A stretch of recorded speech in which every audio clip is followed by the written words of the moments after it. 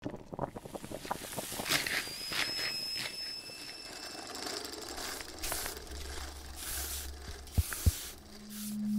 1, 2, 3.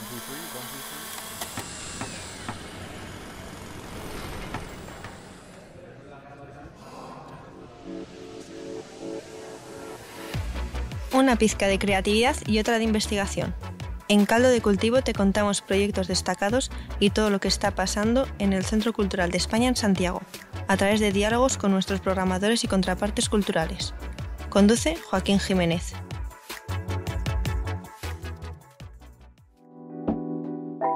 Estamos de vuelta, sí, Caldo de Cultivo, nueva temporada 2023, estaba prometido y tenía que hacerse. Y qué mejor que empezar con In-House en un programa especial que va a tener una característica única. Es el programa más meta de Caldo de Cultivo que vamos a tener, porque ustedes ya escucharon a la invitada, es real. Esa voz que nos presenta en cada episodio está con nosotros en el estudio. Hola Alba, Mielgo, ¿cómo está ahí? Hola Joaquín, somos reales. Eso. Porque Alba es, además de historiadora del arte y una gran colaboradora del Centro Cultural, la comisaria detrás de uno de los proyectos más bonitos que hemos tenido este año, sin duda, que se llama Taller de Bitácoras del Exilio. Y que de hecho nos va a contar de qué se trata. ¿De qué se trata Taller? El taller. Bien, pues en este caso consiste en 5 sesiones. Ha consistido en 5 sesiones. La idea era reunir como a personas españolas y españoles, ¿no?, que vinieron consecuencia de la guerra civil y de la posguerra a Chile, que sean esas personas o sus descendientes los que viniesen al Centro Cultural para crear una bitácora donde se materializara a través de la exploración y experimentación de técnicas los relatos. Entonces era como recoger esos relatos en una bitácora, básicamente. Un proyecto que se vuelve particularmente interesante en el contexto en el que está viviendo Chile a 50 años del golpe, donde nosotros también en el país estamos haciendo una revisión de nuestra historia y que es interesante ver cómo otros procesos democráticos o no democráticos de hecho se pueden ver reflejados en otras naciones. ¿Cómo sientes que ha dialogado eso? ¿Sientes que las personas tienen una percepción singular de la democracia a raíz de esta experimentación? Cuéntanos cómo se ha desenvuelto el taller.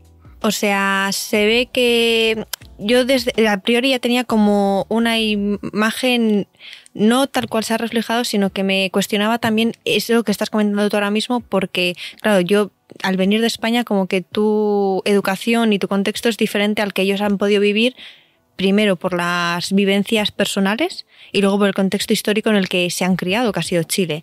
Y sí que se les ve como también mucho más dialogantes y mucho más abiertos y queriendo compartir esas experiencias que quizás en España. Este taller igual haberlo hecho en España hubiese costado más, porque la gente en general, bueno, ya sabes qué pasó, que al final como que la gente no habla del tema, ahora se está como recuperando esas historias en estos momentos, lentamente, pero se está recuperando, no como en Chile, vamos, que fue como mucho más dinámico todo, y eso sí que me ha hecho también reflexionar sobre ello.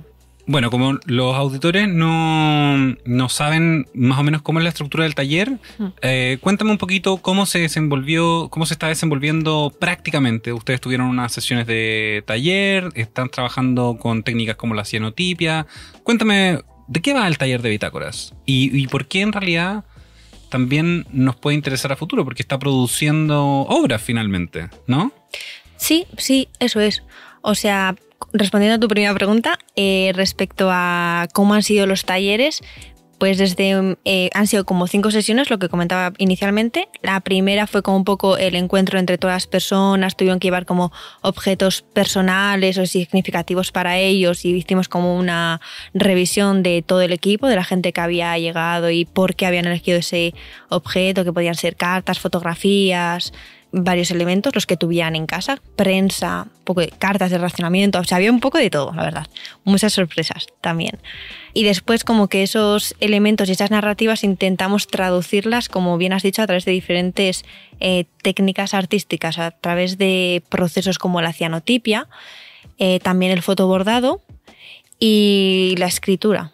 Entonces, como que en diferentes momentos, en diferentes días, hemos ido como centrándonos en diferentes procesos.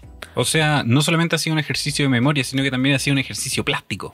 Exacto, y han tenido que trabajar mucho en casa también, la verdad. Le estáis mandando tareas a la casa. Sí. Mala. El plan educacional dice que no deberíamos tenerla. ¿Eh? No, pero ellos encantadísimos, ¿eh? Sí. Bueno, es su propia historia también, ¿o no? Sí, además como que les ha dado pie a relacionarse con sus familiares de otra manera, a crear unos nuevos vínculos, a revisar todo eso con ellos. Entonces como que todo el mundo está súper entusiasmado, no solo ellos, sino la familia, porque ven que al final hay alguien que quiere escucharles, porque quieren contar sus historias y tampoco tienen como un espacio. Son generaciones en general ya mayores, estamos hablando de gente de 70 años, 60 y pico, entonces como que esos espacios ya no los encuentran tan fácilmente. Bueno, y el caldo de cultivo, este programa se trata sobre procesos creativos y es súper interesante porque normalmente tenemos como artistas. Y cuéntanos cómo ha sido la experiencia de enfrentarse a estos procesos creativos por parte de población civil, por así decirlo, no sé, como amateurs, porque yo creo que uno estaba que ellos tenían que abrir sus propias biografías inicialmente, ahí puede haber una pequeña resistencia, pero además de eso es como, yo no sé fotobordar, no sé hacer cianotipia. ¿Cómo se enfrentaron las comunidades a eso? Porque una cosa bien bonita del taller es que en el fondo es un contacto con la comunidad directa de la población exiliada en Chile. Sí. Y si no, pues ha sido una experiencia súper bonita, la verdad, porque en ningún momento ha puesto así como resistencia, como que todo el mundo ha estado como súper predispuesto a probar cosas nuevas, que es algo que me da atención, porque en general la gente mayor como que asume o asocia que el trabajo manual o el arte o las plásticas igual es como trabajar, ¿no? Porque ellos nunca han tenido igual esos momentos de experimentar. Por ejemplo, en mi caso mi abuela hacía eso, o sea, era como, no, yo no voy a hacer cerámica, yo no voy a hacer nada porque eso yo ya he trabajado mucho en mi vida. Entonces como que la gente mayor, como no ha tenido esos momentos anteriormente, como que podría costar, pero en este caso no. O sea, se han enfrentado a la cianotipia súper bien, de hecho venían con manteles, o sea, con delantales, perdón, para no mancharse. Producción. Sí, y en sus casas también se llevaron todo para seguir trabajando en las casas, y el fotobordado igual, incluso hombres de 60, 70 años que nunca habían cosido, de repente lo encontraron interesante y empezaron a bordar con sus hermanas, con sus nietas, con otras generaciones. Entonces como que se han creado nuevos espacios y experiencias que ellos en otra ocasión nunca lo hubieran podido ver. Y había gente que me decía también, por ejemplo, con la cianotipia, que han visto que, pues al final no es tan difícil, ¿no? O sea, como que pueden hacer cosas bonitas sin tener que complicarse, entre comillas, porque encontraban que el tema de crear o así podía ser difícil, pero vieron que no, que con muy poco se pueden hacer cosas súper lindas. Entonces, qué interesante que en el fondo desde su proceso creativo, amateur, puedan resignificar y vehicular nuevas maneras de acercarse a su propio relato desde una experiencia estética finalmente. Como en el fondo veo la cianotipia, produzco con mis propios recuerdos y puedo darle un nuevo significado, incluso volver a apreciarlo. Yo creo que se han reencantado con su historia. Me encantaría preguntarte por eso, ¿cachai? Como, ¿crees que las materialidades con las que has estado trabajando el taller están vehiculando algún tipo de reflexión sobre la memoria? Es decir, como, porque podemos hacer revisión sobre estos procesos desde la lógica historicista, ¿cachai? Sí. Pero creo que se están abriendo nuevas puertas a través de esto y es importante que nos vinculemos con la memoria de este lado. ¿Qué piensas tú? ¿Cómo ves que ese es un proceso que accione o no? Sin duda yo creo que sí, porque ya partimos de que han tenido que hacer una selección de su archivo familiar escogiendo X cosas, ¿no? X imágenes, X cosas, elementos que van a tener que incorporar. Ya eso te está como aproximando a cierta emocionalidad y a cierto... O sea, has tenido que hacer una criba y decir, me quedo con esto porque encuentro que esto va a ser lo más importante. Ahí has generado un vínculo, algo. Eso en primer lugar, y luego el hecho de transmitirlo o de plasmarlo con la cianotipia, por ejemplo, lo que sucede con la cianotipia es que genera como... no sé...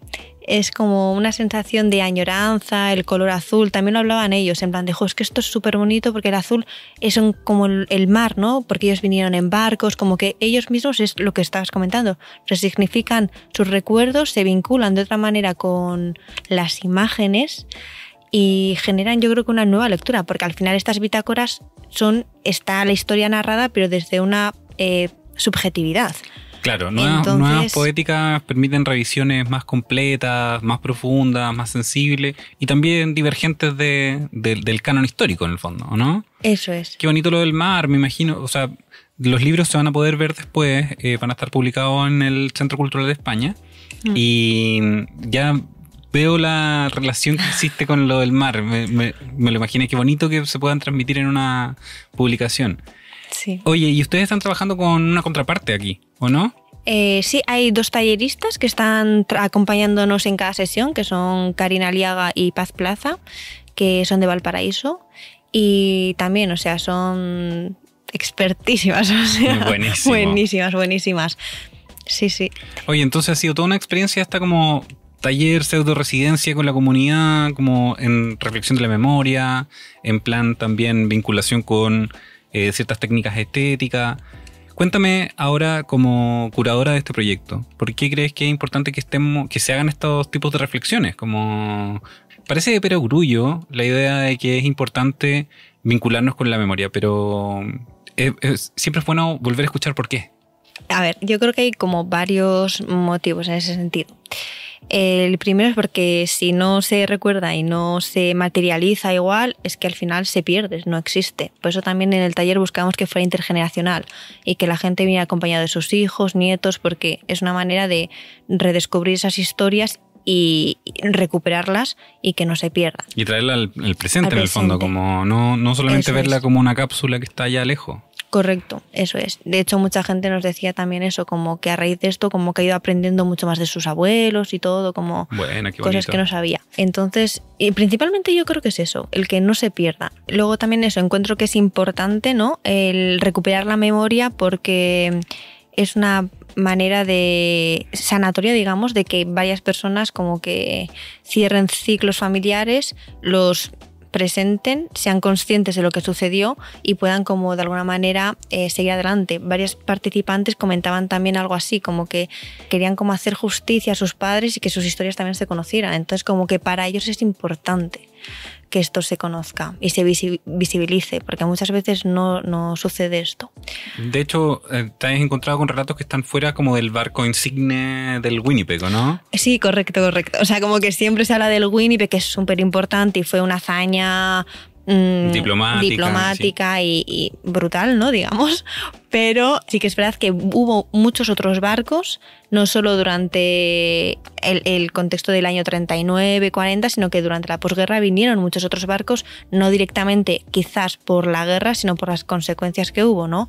Tenemos participantes, por ejemplo, que sus padres, e incluso una de ellas, llegó un poco más tarde porque no tenían ningún sustento. O sea, allí vivían muy mal consecuencia de la posguerra y su tío había venido a Chile en el Winnipeg.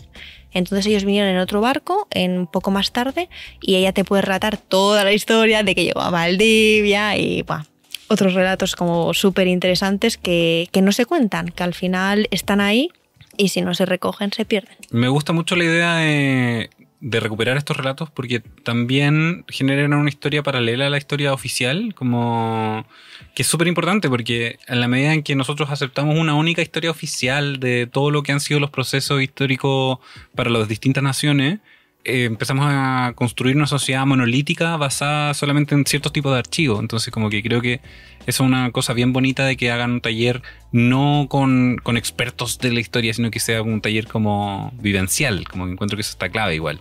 Sí, no, totalmente de acuerdo, porque al final es lo que dices, tienes como un relato oficial, pero hay muchísimos otros relatos. De hecho, estuve en el ARNAZ, en el Archivo Nacional, investigando ahí un poco más sobre los barcos y todo, y te daban también, no era una bitácora, pero sí que eran como carpetas enormes con un montón de historias de personas solicitando asilo o como se encontraban en tal sitio, pero tenían que viajar, entonces todo en el contexto de la guerra civil, y un poquito más después.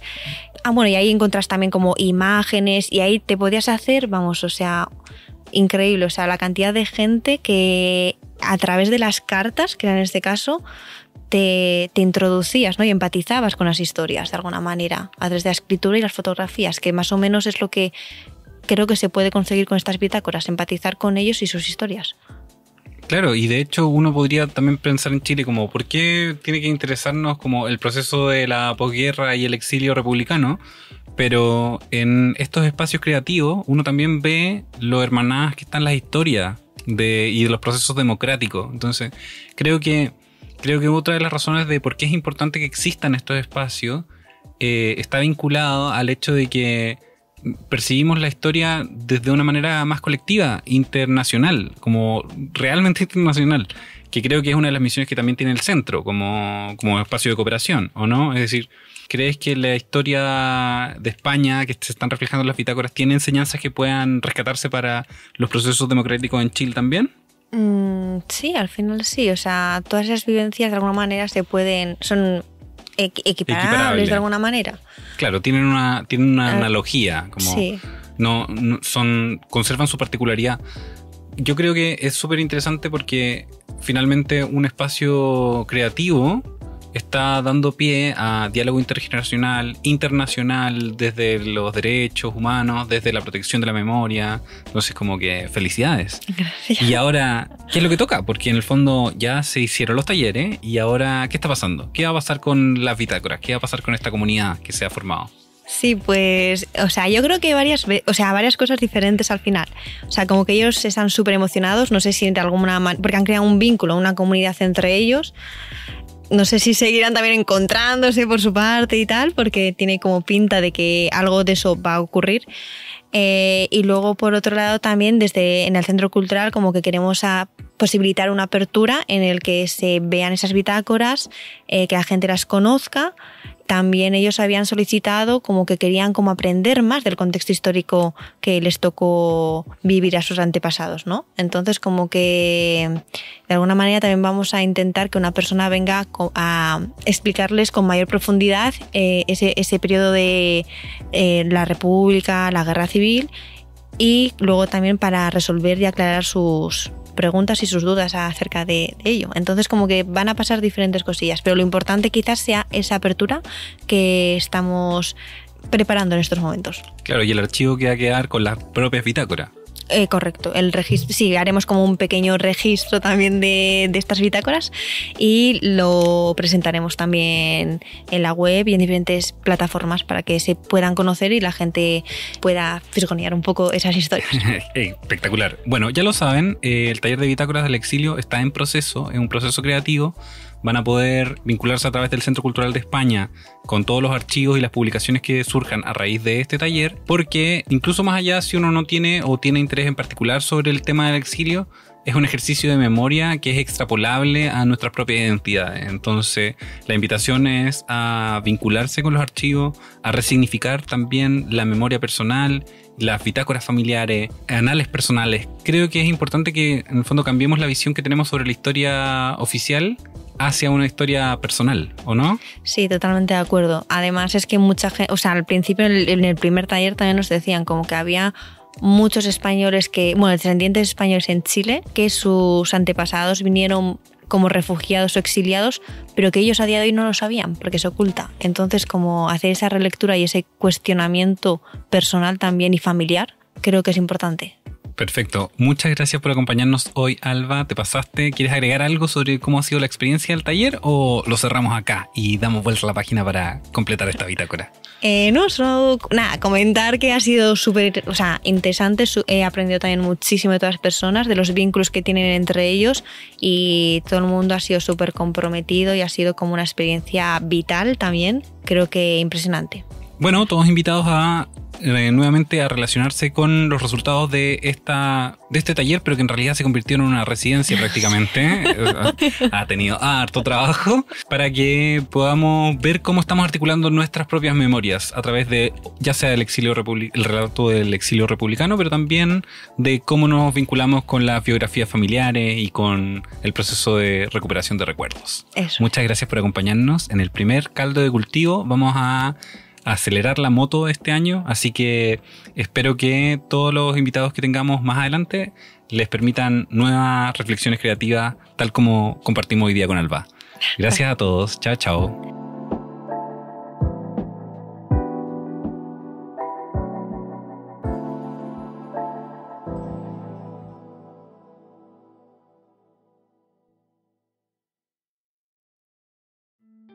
Las opiniones vertidas en este capítulo son de exclusiva responsabilidad de quienes las emiten y no representan necesariamente el pensamiento de Radio Inventada ni el Centro Cultural de España en Santiago. Caldo de Cultivo es una producción de Radio Inventada del Centro Cultural de España en Santiago de Chile. Editor general, Joaquín Jiménez Salvador. Postproducción, Fabián Flores Corbalán. Todos los derechos reservados.